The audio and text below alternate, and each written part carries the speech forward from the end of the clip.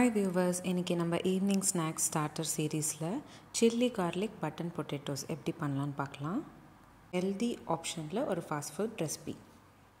ஒரு பாத்திரத்தில் ஒரு பெரிய சைஸ் உருளைக்கிழங்கு வேக வச்சது எடுத்துக்கோங்க. நல்லா மசிச்சுக்கோங்க.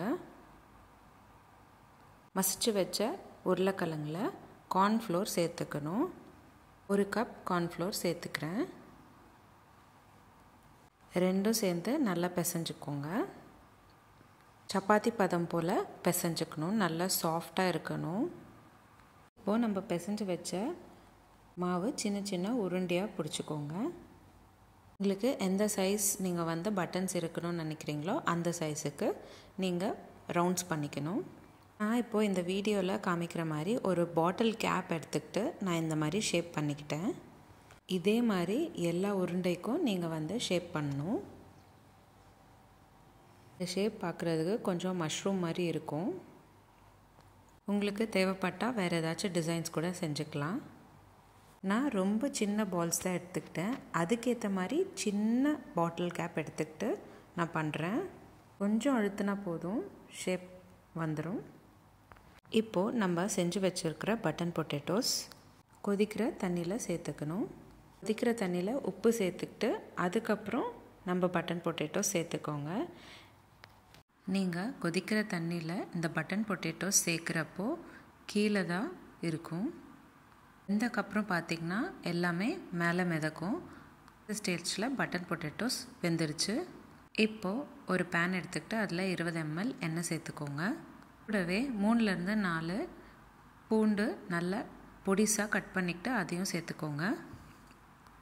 1/4 கப் சிவப்பு குடமிளகா சேர்த்துக்கிறேன். 1/4 கப் மஞ்சள் குடமிளகாவும் சேர்த்துக்கிறேன். 1/4 கப் பச்சை குடமிளகாவும் சேர்த்துக்கிறேன். எல்லாத்தையும் நல்லா வதக்கிக்கோங்க. 1/2 ஸ்பூன் உப்பு சேர்த்துக்கோங்க. கூடவே 1/2 ஸ்பூன் காரத்தூளும் சேர்த்துக்கோங்க.